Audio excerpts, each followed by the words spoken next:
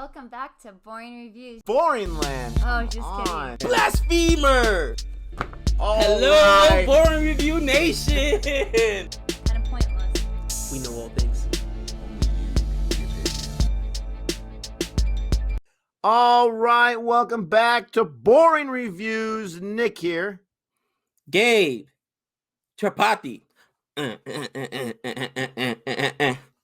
bagam bang bang bagam bang bang bagam bang. Bang bagam bang bang bagam bang bang bagam bang.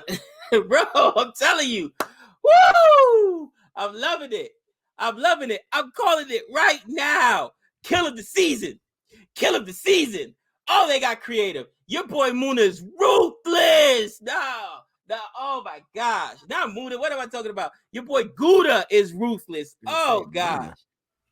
Even though, Muna's a savage too, you know that. But in this episode, it was definitely Gouda. Holy cow, what a savage kill. We you know what? We need to keep like a Mirzapur savage kill. Like, you know what I mean? See, per season.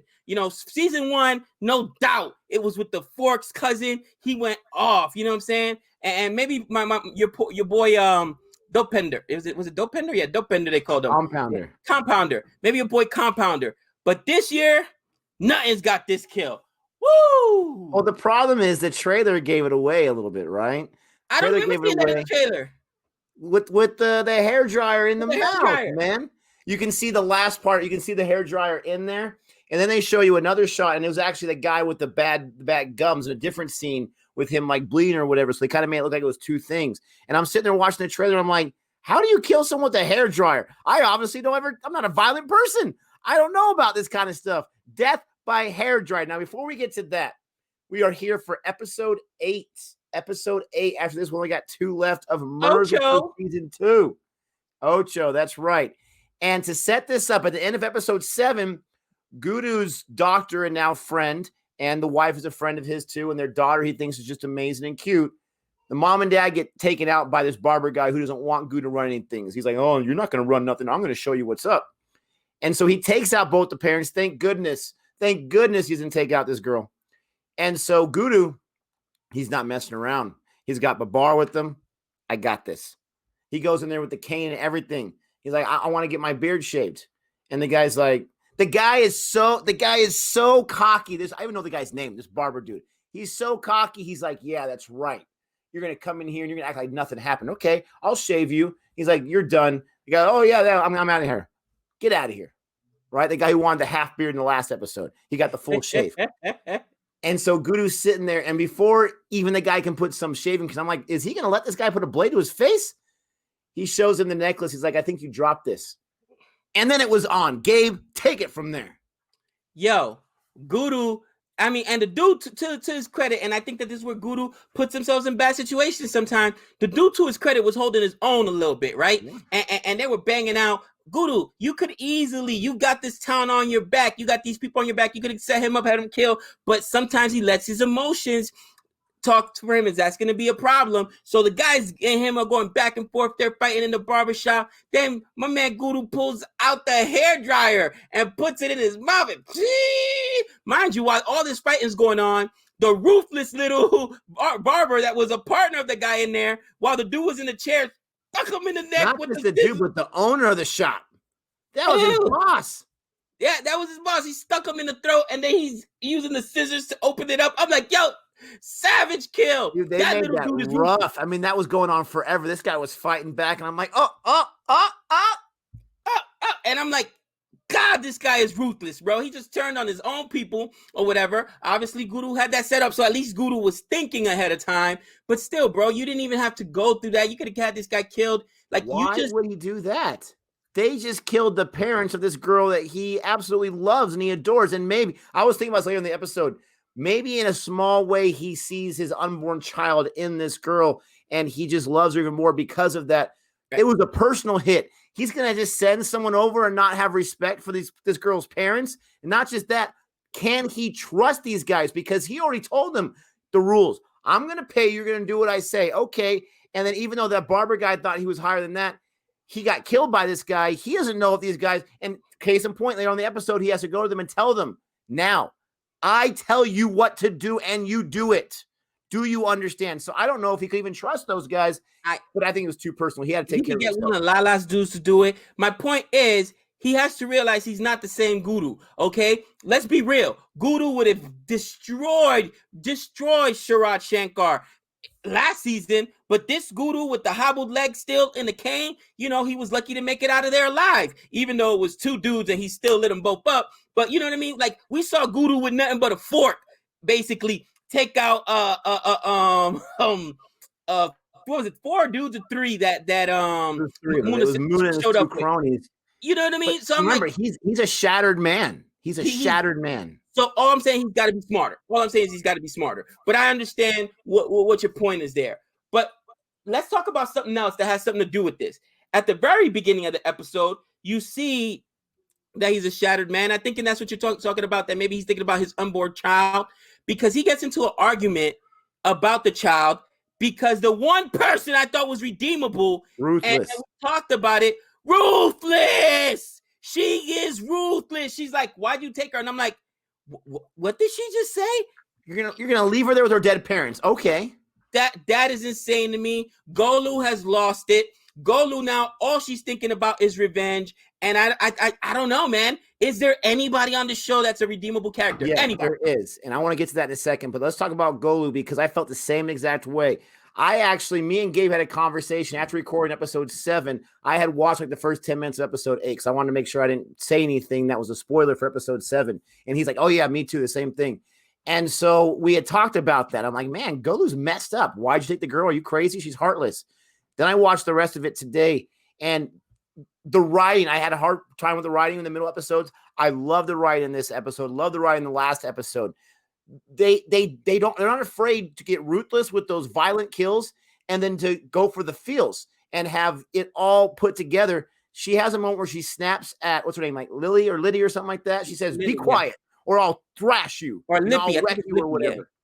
Yeah. And then instantly she just feels bad about it. And even the Shubnam girl, she's like, what's your problem? What is your problem with me? Why can't I play with the child? What is that doing? Oh, you just want to get close to Guru.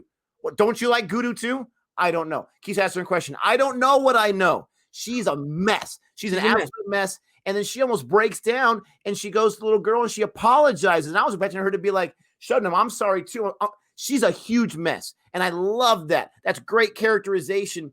But I wonder, in that moment, I started thinking, does she ask Guru, why did you take this girl? Because she feels like her sweetie, her sister, the person she loved, died, that no one deserves to live. Does she feel in some way that, and not just that, but she has this weird attraction to Guru. I don't think it's a normal attraction. It's a weird attraction. It's like a kinship kind of a thing. Possessive. She's very possessive. Yes, very possessive. Now you're going to take this girl in. You couldn't protect my sweetie. I think there's all that kind of things, wrapped up in her. But I loved how they gave us that second part of it later on in the episode, and they didn't just leave her as a ruthless person. I mean, but it was still ruthless. All right? It was crazy. So let's change the storyline. JP Yadav, you scumbag. Like I said, he had his brother killed. So in the episode, right towards the beginning of the episode, after we get done, with the whole Golu situation, you're at the hospital. And you find out that he actually died. The brother died on impact. On impact, he died. So the guy's sitting there or whatever. And at first he looks a little distraught. And then you see him kind of almost mocking Chapati. Like, oh, I know you're sad because you lost don't be sad because you lost your son's father-in-law. And Chapati's like, I'm not sad because I lost my son's father-in-law. I lost him because he's the chief minister. You don't know what this has cost me. So, he's like, oh, don't worry. I've already taken the oath and I'm going to fulfill his wishes. Like, bro, this guy he can't even pretend like he wasn't involved. Yeah, he's got no class. Scumbag. No class whatsoever. Scumbag. And then his storyline is funny because you see weakness right away. He's making all these moves. He meets up with Guru and Godu, right? Like, look, I'm gonna be in charge real soon. If you guys want to keep that deal coming, we could make business. So they're like, oh, okay, that can happen. He's trying to take out his enemies, the Chapatis, right? And he goes to Chapatis and he's like, I think he's telling the cop, the chief police dude. He's like, no matter what happens, Muna goes down. So he's trying to get Muna killed. Like, this dude is ruthless. He's not wasting any time. And I would love that if he wasn't so dumb. Because his assistant that he's had with him the whole time. Well, hold on. Before we get there, let me chime in, because this is the whole episode right here. This episode should be called the very short rise and fall of JP Yadav, because this guy is a clown. You know what this is? When you're a kid, all you can think about as a kid is, I can't wait till I'm old enough and mom and dad can't tell me what to do. That's all you think about. I cannot wait to be an adult, because then it's my rules. I can stay up as late as I want, all this kind of stuff, right? But then the world comes crashing down when you're on your own as an adult. And you're like, I got to pay for everything too? I got responsibilities? Everything's held on me. He is that 18-year-old kid that's been waiting forever to be an adult, but he also has been given all the keys to the kingdom and unlimited money. And what's going to happen with an immature 18-year-old who can't wait to just be his own boss and everything, and he has nothing to stop him? He's going to mess things up super quick. And not just that, but he can't even stay loyal to the one person that has been staying with his nasty, no offense to the actor, I'm talking about the character. The character is so nasty that it makes him just ugly. This guy, who's not the most attractive guy in the world, she stays with him. Now you may go on. I just want to get those few words out. She asked him, she says, hey, can we talk about, my position in the cabinet? He said something stupid too. Like, I've taken you in every position. Like, what? Bro? You're so demeaning. Wow. But here's the thing. You want to do that? Fine. You're a scumbag. I get it. But don't be a dumb scumbag at that. Because then later on, she brings in three. I saw the setup right away. She brings in three. Not what do you call their husbands? Three widows or whatever. And these three widows are all of a sudden, bro. Maybe he's thinking, because I'm going to be the most powerful guy, that's why they want me or whatever. How did he not see this was a setup coming? I have no idea. But I think he assumed they were hired women. I think he assumed that they were professionals. And of course, they're going to show him a good time. I mean, they play it off really, really well. Yeah, they come in and get him to get in a vulnerable position. Here's the best part, bro. All right. He literally handed her the phone. He is the instrument of his own destruction. Here, record it. Like, bro, this guy I was so glad to see him go down, even though it throws everybody off, because after the scandal breaks, I love that scene. I've never seen them start the music for the ending that early, but they started it right away, and I was like, yes! And I'm like, you saw all the ramifications of this one guy. You couldn't wait. Like I said, go out and get as many women as you want. You're not married, be as frivolous as you want, but don't use the woman that you just insulted, that you just demeaned, to go find you, get some more women. Like, what are you thinking? Bro, I was so glad it went down that way. And it's funny, right? Because now, after being with those women, everybody's plans. Yeah, and making all these plans, he had already made plans with Bob, with Gouda, with Golu, with everybody. With everybody, right?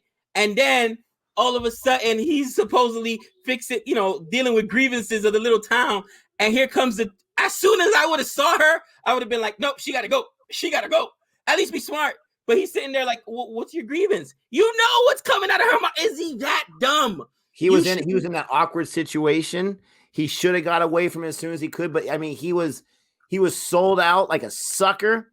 He deserves everything he got. But this is the thing. The writers threw us a little a red herring, right? Because we have Anand, the assistant of the original chief minister, who goes to the daughter. And I want to talk about her in just a second. I want to be that next thing we talk about. But he goes to the daughter and he's like, this guy, he does not care at all. He wasn't in the car. He's never in the car with me. He was that day. He is celebrating. He's the only guy that has something to benefit from it. It gets her wheels turning. She talks to Tripathi about it. She gets his wheels turning. You assume that they're going to do something to get him out of office, right? And maybe that's just going to be the extra, the extra baggage. Maybe he's going to weasel his way out of this whole nonsense, and then it's going to be the murder that really sinks him. But I was a little surprised because, okay, the Tripathis are going to take care of it. No, you don't have to wait for the crime boss to take care of it. You don't mess with this woman. What is that saying? A woman scorned, hell right? Have no fury like a woman scorned. And I mean, bro, and like you said, you don't treat people that way, and because you assume you're the king now, you can do whatever you want. Thank goodness we don't have a king in America, right? It bro, doesn't work out too well. and that scene was so funny because on top of everything, when these women start making accusations against them, these widows, then he's saying, no, this is just a setup. My assistant, my closest assistant, I worked with her for years. She can vouch for me. You did he not know at that point she's the one that set it up? I mean, I'm like, and she's like, no, I have to speak if they have the courage to speak. I'm gonna speak. I've been abused for years, and I have pictures and videos, and that's when it kind of dawned on him. Oh boy, I got set up here. I'm an idiot. Like this dude was so dumb. He doesn't deserve power. He really doesn't. All right. It was played beautifully. Bring out the violins. It was amazing. Now I got a shock for you, Gabe. I got a shock for everyone who's been watching our reviews. I have a change of heart. You know who I rooted for in this episode big time? Muna and his wife, okay? Muna. I absolutely loved everything, every moment, every second of that scene. You know, he gets clowned by JP, and I can't stand JP Otta, so that kind of didn't help with me turning to the side of Muna, right? Gudu treating his mom disrespectfully by saying, don't ask questions. Take on the obligation of raising this little girl because I can't do it right now, but don't ask any questions. I understand his point where he can't surrender because that's not going to help anywhere whatsoever. But anyways, all that stuff led up to this amazing moment, this amazing scene where Muna was dismissed by JP Off as his dad. And he goes home and he talks to his wife. And I love how the bond they felt. They have great chemistry, these two actors. I love how he goes there. It was so natural. He's just sitting on her legs, like a loving couple would, just sitting there relaxed. And she's like, tell me about your problems. This is Moon who opens up to nobody. Right. And they have this, I don't like being made fun of anymore. I can't handle it. She gives him the greatest advice in the most loving way. The writing is fantastic. She says, stop using your heart, use your mind. And a light turns on in his mind. I can't imagine what we're going to get from a Muna who uses his mind and not his emotions. But the whole scene was fantastic. The way they're going back and forth, it could have easily been cheesy and over the top. It wasn't one moment of cheese. It was pure acting by both of those actors and both those characters. It's probably my favorite scene of the entire season. It was so amazing. I think that they're building him up to be that redeemable quality because, again, I think he's too big an actor to kill off, to be honest with you. Something about maybe you're right. Maybe it is Pankaj Chapathi that goes at the end of the season. Somebody's got to go. I think he's going to go now. Once he's redeemable, you give the okie-doke and boom, take him out. No, why build him up? I mean, why? I agree. You may be right. But with that being said, I thought that this was the best moment for him. And you got to see him vulnerable. You got to see that vulnerability. And it was a great acting performance. Like you said, the two actors have a lot of chemistry. You know what I mean? And it was a great scene. Not to backtrack a little bit, but something else I was thinking about what was not just the Muna situation, but then you also got to see some more of the dynamics, basically, of Muna being basically disrespected by his dad. You know what I'm saying? Like, does he not even see, like, dad not see, like, yo, I'm building an enemy right now? His wife is gonna be one of the strongest people. Like I should be making it. I for the first time I feel you talking about an enemy within Muna.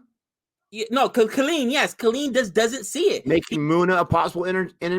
Yes. No, because Gabe, we're both fathers, right? So I can speak to you father to father. All right. Yeah. I can automatically and honestly admit nothing to the ability of this show, but I have taken my kids for granted many, many times. I should say their love for granted many, many times. I've been short with them. I've been not the nicest sometimes to them with the things that I say or just go away. Not, that's maybe not to that extent, but you know what I'm saying, right? Right. And I'm used to my kids. They're young and they're loving and they just bounce back. Oh, I still love dad. I still love dad. I remember being a teenager. There's a certain point where that bounce back is not so easy, right? And those kids are getting emotional. So I think as a dad, my point is you just take their love for granted. You just take it you take their loyalty for granted. And you're right. He just keeps pounding and pounding and pounding on him. And in his mind, when he gives him the reins, when he says, decisions are made between me and him to everyone, in his mind, that's him showing him the ultimate respect. But Muna needs more than that. Well, because it shouldn't be me and him. If you're giving me the reins, you're giving me the reins. Yeah. The decisions are his, period. Yep. You're still trying to But at the same time, look at Colleen. He still respects his father. He still listens to his father's advice. In his mind, his father still has a little bit of a claim in running Mirzapur. I think he wants the same thing for Muna. But your son, your daughter, they're not going to be the same person as you or your wife. They're just not at all. And nor should you expect them to be. They're going to be their own people. I think that's probably was the biggest or most interesting part of this episode. You saw the young generation kind of coming up. And what last thing I really want to talk about is, the dad. Okay, Mr. Pandit. First of all, did you also catch that part when Guru called himself Babalu Pandit? And I'm like, what? Like in the barbershop. When they were in the barbershop and he was telling everybody, say my name. When he told him that, he's giving them the free guns when he took over. They were saying Guru. And they're saying Guru, and he said Babalu Pandit. Like he's calling himself Babalu Pandit. Like no, I didn't catch that. I have to go back and watch it again. Yo, is this dude going crazy? I feel like Guru's going a little crazy. Maybe that's his own way of saying, things that we built together, brother, is finally happening. Maybe that's his way of honoring Babalu, but that's a good call, a good catch, because I didn't notice that at all. Yeah, he definitely did say it. He did say it. Go back and check. But the dad is still trying to go after the Chapatis legally, bro. And he meets up with the cop. They finally find a witness who will testify, whatever. The cop was like, look, I just had to be sure. But this is how bad it is. The cop tells the witness, here, this is your security, and gives him a gun. I'm a citizen. You want me to testify, but my security is here, have a gun. He had guys outside the house too. Still, bro, you're basically telling me I can't protect you, so here's a gun, protect yourself. Why am I testifying for you? Bro, it's and they won't stop. I get the cop because he saw all his brethren killed, right? And that's on him. So he's got a bone to pick. But Pandit just does not understand this is all your fault. And you continue to poke. I keep telling you, he's all in. He's lost a son. He's lost a daughter-in-law. He's lost a grandchild. If he gives up now, it was all for literally nothing. He's got to be all in. You're going to go get somebody else killed, another witness killed. You know what? If you really feel that way, some kind of way about it, go get a banger yourself and go handle it. It ain't that hard to find Muna. It ain't that hard to find him. He's all around there. And Muna would probably not even think anything about it. Is it any different than a gambler that has a gambling addiction where we've lost $20,000 of the family money? I just need another $1,000. I can win it all back. Is it any different than that? No, it's not. And it's frustrating me. It is frustrating. I would have liked the writers to actually get to the point where they're saying this guy had a moment of clarity. Like, look, yes. He's not. He doesn't have a moment of clarity. And it's frustrating. I mean, to me, that was the last part of this episode that was kind of like important. Something I wanted to kind of harp on about. But man, you're right. It was an exciting episode. There's one part that we forgot about. There's one part that I know once I say the name, you're like, oh yes, oh yes, oh yes. Remember when the cop meets with Sherrod, right? When he meets with Sherrod, yeah, that was a boss move. And not just that, but you have, the mom. Now, this is a small issue I have to write in, back to that convenience thing. The mom is so smart. She tells him, go do this, go talk to this person, go do that without being too overbearing. Now, maybe she tried that with Radu Shankar and he was having no parts because he's his own man and she can't tell what to do. But if he had listened to her for once, he would be running Mirzapur right now because this girl's a genius, for crying out loud. She says, go talk to Mornia, which is the cop. And right. So he goes to the cop. And I thought he was just going to, whatever you want, I'll give you whatever you want. I just want to take out Chapathi. And the cop says, I got a witness. Tell me. Don't try to tell me you don't trust him. Now you can tell me because this guy's going to talk. And it was a beautiful writing moment. It was a beautiful setup altogether because he's like, oh, by the way, he's not going to talk because the guy is mute and he's deaf and he can't understand anything you're saying. And I sat there and I didn't realize that was that guy. Did you? Boss. I didn't realize that was that guy. Man, that was an amazing. And we see earlier, Moon is like, why do you keep this idiot around? He's like, because loyalty. He played it so perfectly. And he's like, listen, just because, we have a common enemy does not mean that we're friends. I don't like being blackmailed. I don't like being told what to do. And you can have your path. We have the same path, but you better go on your journey and get out my way. I thought that was amazing. Bro. And he sits there and does like this. I mean, that was that was fantastic. I love Sherrod. He's one of my favorite characters because that was a boss movie. He's been a boss. You know, again, I love Muna because of his recklessness, his wildness, his rawness, or whatever. You know, Gouda's probably the character I've gotten the most upset about, and I get it, it's part of the writing, but I'm like, I've become less of a fan of him just because of the dumb things he continues to do. Still messing with Lala's daughter. I think that's disrespectful. Again, Lala's basically she won't go away. She won't go away. She's a part of it too. I get it. Decision. I get it. She's a part of it too. But you got to understand Lala's point. Look, you just got this family killed, bro. You know what I mean? Anything that you're so hot right now and so deep into this world, anything that you're around is going to blow up. So just stay away from my daughter. And he can't respect those wishes, man. But I completely forgot about that part. And I'm thinking, oh, he's got him. He's got him. And then he's like, yeah, I doubt he said anything because he's a deaf mute. He's just like a boss, bro. That was a boss move, man. That was nice. Did you care at all? I'm not trying to be mean, but I didn't care too much about this, which is why we didn't mention it yet. Did you care at all about the whole Robin and Dimpy storyline? Because, you know, it was a nice little moment. You know, I love you, blah, blah. She falls on the back of his. I still don't understand where Robin fits in this whole story. I think he's an extra. You could do without that. They could have sent Dimpy off to college and we didn't. Okay, Robin comes in, gets them the startup money. And what's Robin's purpose?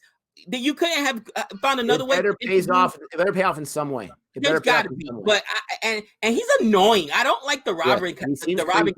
I don't even trust him when he says "I love you." I don't. I know they're trying to make him think like she broke the wall. Like when he said, "My mother's a good cook. I'll have you meet her." He said all these stories about his mom, where you just believe that she's just a horrible person. I believe whatever he told Dimpy was actually the truth, and that was the writer's way of saying he trusts Dimpy and he loves Dimpy more than anything else. But he just has that look and that smile. That guy who's basically telling Voodoo, I'll mess with anybody I want to mess with, buddy. He's a scumbag. Yes. He's a scumbag. I don't like the dude. And whatever, it is what it is, but that's part of the writing. And listen, when you watch a show and you come away, and these are my final thoughts, saying, I hate that dude, that actor did his job. Okay? Oh, yeah. And you know what's funny? I remember William Zampa, Billy Zampa, talking about how people would come up to him, and for those of you that don't know, all right, that's Johnny Lawrence in The Karate Kid, and he'd have old ladies yelling at him in the supermarket, spitting at him, and he at first was like, I'm an actor, you know what I mean? I'm an actor, it was a part. But people were like, no, that just means you did a good job. You were that convincing of a villain. So you start embracing it. I remember back in the day, nobody wanted to take the villain role. In Hollywood, no way. You're not messing up. Now, I want to be Joker. I want to be that villain role because that it's a lot funner to play that. You get to explore more feelings, more complex issues. You get explore that shade of gray area. And listen, the fact that we're sitting here talking about, oh, I hate Robin, maybe that's his job. The fact that I'm sitting here talking about, man, Guru's pissing me off. Like I'm losing, you know what I mean? Like he's doing his job. So if a character is forgetful or doesn't matter, or if a show's forgetful, doesn't stir up any emotions, then it was a bad show, or it was bad acting, bad characters. But the fact that you're like, oh, I like this, I don't like this, I like this person, I hate this person. You know, that to me is the biggest badge of honor when you could, because people know it's acting and it's fake and pretend, but you can still elicit those feelings from people when people just see you in public and be like, I guarantee you Muna gets some salt in public. And he's like, I'm acting, guys. This is a role. You know what I mean? After the Red Wedding, you didn't think that he was out in public and people were mad at him like, you killed Babalu. You know what I'm saying? Like, come on. I 100% agree with it. I want to say there was even an article that came out recently where the actor was talking about that same very thing. Guys, let us know your thoughts about this episode. We got 2 left to go. 2 left to go. It's a great show, great writing. Everything was fantastic. Love this episode. Can't wait to see what happens. Don't forget to like and subscribe. I think I said 1,000,000 times. I'm not sure. But until next time, we know all things.